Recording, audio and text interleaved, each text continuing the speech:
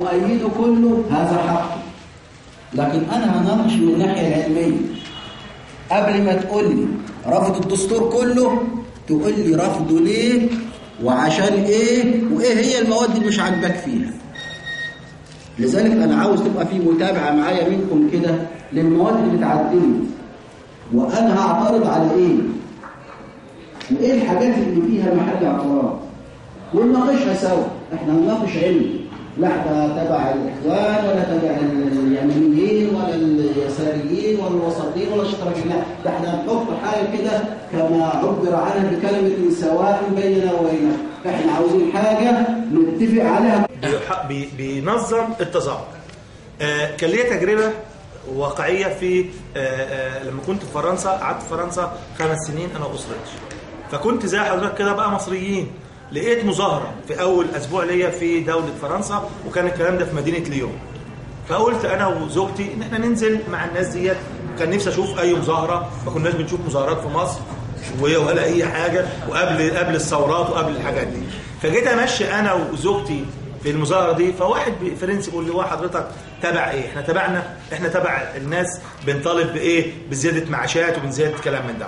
شوف احنا عندنا ايه في مصر. احنا دلوقتي تلاقي طالب في جامعه تظاهر يا حبيبي وقول رايك وتظاهر انك طالب جوه الحرم الجامعي، لكن حضرتك طالب معاه عيال او واحده معاه عيال وداخله على في حرم جامعي وتقول تسقط وما تسقطش وتتظاهر.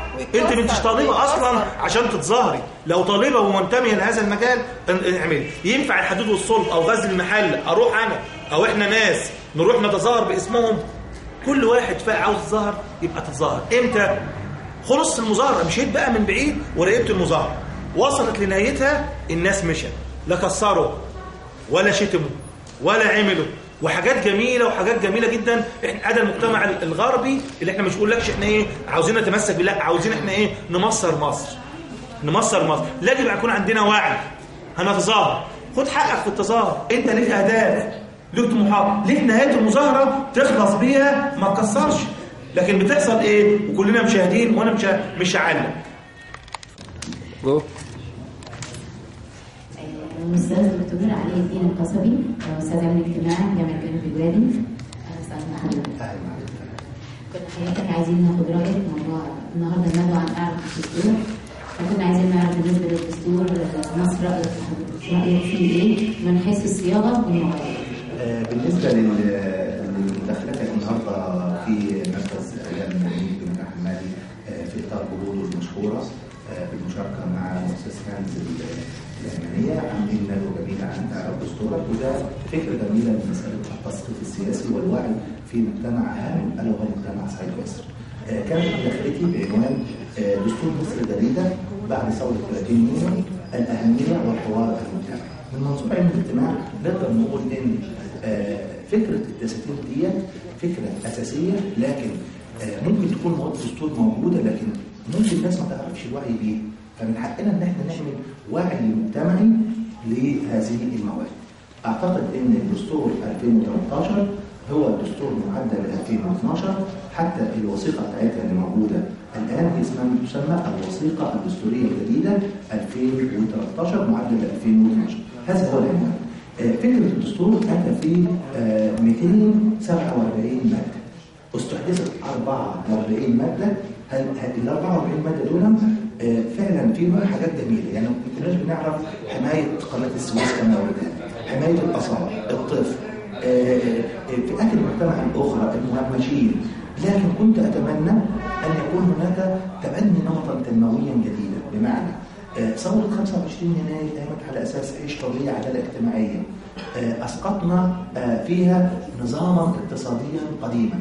كنت اتمنى وانا متخصص في مجال علم الاجتماع ومحب لمجال الاقتصاد ان يكون هناك مجالا عريقا لكيف يمكن رسم مستقبل التنموي لمصر. لم ارى هذا في الدستور وليس هذا معيبا. كنت اتمنى ان يتم تغيير الدستور تغييرا جذريا وليس تعديل مواده، لان من حق رئيس الجمهوريه المؤقت ان يصدر قرار من لجنه العشره بان هم يعملوا دستور جديد. لكن في كل الاحوال عشان الدستور ده هو خطوه جديده لمصر المستقبل بعد ثوره 30 يونيو، لازم يكون خريطه طريق. اول خريطه طريق ان ان احنا نعمل ايه دستور. 2 ان احنا نعمل استفتاء. لما نعمل استفتاء وهنا بقى المرحله اللي جايه يعني اسمح حضرتك اتكلم عنها في ثواني. من حقنا نعمل وعي، والمحاضرات اللي كانت وعي النهارده بحيث الناس تنزل، لان هناك مجموعه من القوى، وهناك في المشهد الاجتماعي المصري الان اذا ما حللناه وفق منظور الاجتماع ان يكون هناك تعطيل للدستور الجديد. بمعنى التظاهرات ممكن ان يحدث هذا في اثناء الاستفتاء. علينا ان يكون لدينا وعيا اجتماعيا بمخططات الاجنبيه الموجوده في مصر. علينا ان يكون لدينا وعي الناس في عالم خارجي مش ناظر لنا ولا عاوزين نتقدم للامام. دعنا نتقدم للامام. نتقدم ايه؟ من خلال وعي حضرتك، من خلال شرح مواد. وممكن الدستور يتعدل، المواد اللي مش عجبانا فيه نعدله، لكن خريطه طريق يجب ان لا تتعدل. خريطه الطريق اللي احنا توافقت عليها القوى الوطنيه والقوى الثوريه والقوى الدينيه بدايتها انشاء او تعديل الدستور 2012، ثم خريطه طريق يتم الاستفتاء، ثم المجالس سواء كان بقى من مجلس نيابي ومن حق رئيس الجمهوريه ان يفعل ذلك، انتخابات رئاسيه او انتخابات نيابيه، وهذا شان القائمين على هذه المرحله. كلمة أخيرة أود أن أزفها لمجتمع سعيد مصر، الناس العظماء، الناس الطيبين، الناس البسطاء، الناس اللي سعيد مصر الطيبة والعظمة والرجولة، عليه أن يعي ويوعي أبنائه الطلاب اللي لهم في المدارس ولهم في الجامعات انه في وجود مخطط اجنبي لهذا مجتمعنا المصري. يجب ان نوعي اولادنا، يجب ان يكون لدينا المصلحه الوطنيه نقدمها على مصالحنا الذاتيه. حينما نقدم هذا الامر تقدم مصر للامام، تقدم مصر بشعبها بسواعدها، لان الهدف الاخير ليه هو التنميه. التنميه تاتي من من؟ تاتي من اسفل ثم تعود الى اسفل ثم تعود الى مجتمعنا المصري. نشكر حضرتك جدا. شكرا حضرتك.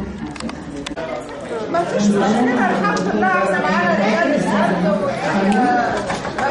أستاذ القانون الدستوري والمحرر المصري. أهلا وسهلا بحضرتك. اتفضل كده. أهلا بحضرتك. نحن عايزين نسأل حضرتك النهارده بالنسبة للدستور وموضوع الدستور، كنا عايزين حضرتك تكلمنا بشرح مفصل بالنسبة لقانون التظاهر. في بلد الشعب المصري الناس عايزة يكون عندها فكرة في أنا بداية التعديلات اللي تم إدخالها على دستور 2012 هي تعديل بالمواد التي عليها حدث خلاف كبير جدا بين الشعب المصري، وكانت تكاد تكون الدافع الأكبر لثورة 30 يونيو اعتراضا على ما تم تضمنه دستور 2012 من المواد. التعديلات دي تكاد تكون سلبت كافة الاعتراضات على دستور 2012، وبالتالي أنا بقول إن تم إدخاله على دستور 2012 نحن لسنا في وضع دستور جديد، ولكن تعديل للمواد الخلافية في دستور 2012. وبالتالي قبل ما كان مطار خلاف في دستور 2012 تم انتزاعه بالتعديلات الجديدة، وبالتالي أنا أتوقع أن التعديلات الجديدة بإذن الله هتنال موافقة ورضا قطاع كبير جدا من الشعب المصري. أهم المواد التي تم تعديلها أولا فيما يتعلق بالمواد المتعلقة بهوية الدولة، وجود مراجع دينية فوق السلطة التشريعية في الدولة. كل هذه المواد تم تعديلها وتم الإبقاء على أن مبادئ الشريعة الإسلامية هي المصدر الرئيسي للتشريع اللي استمرت معنا ما يزيد على 40 عام دون حدوث أي خلاف في المجتمع المصري عليها، ولا التوافق عام في المجتمع المصري عليها، ولم يصدر قانون واحد مخالف لمبادئ الشريعة الإسلامية.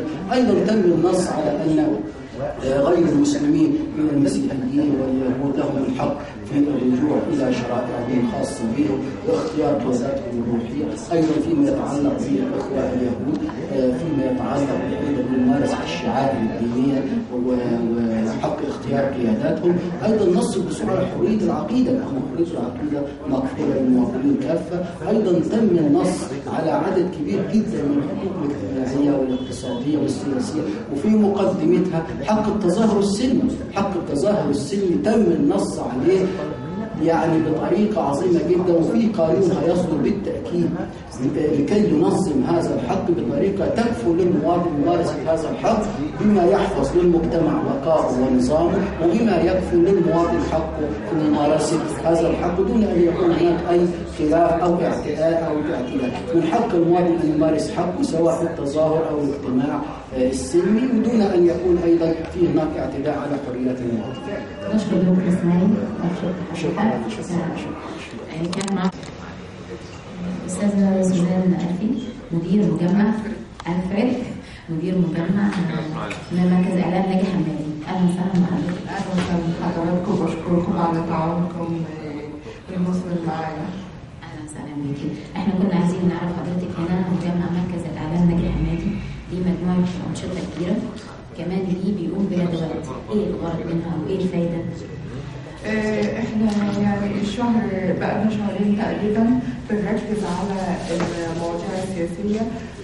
هدفنا تنمية الوعي لدى جمهور ناجي حمادي بالدستور وأهميته والتثقيف السياسي ودعواتهم للمشاركة البناءة. احنا ما بنأثرش على رأي الناس، بس احنا هيئة وطنية بتتبع سياسة محايدة لتشجيع الناس على الخروج حاليا الخروج للانتخابات، لكن مش بنوجه. شكرا لحضرتك. شكرا. من مجمع مركز إعلام ناجي حمادي كانت معاكم شيرين كريم شبكة بيجي نيوز الإخبارية.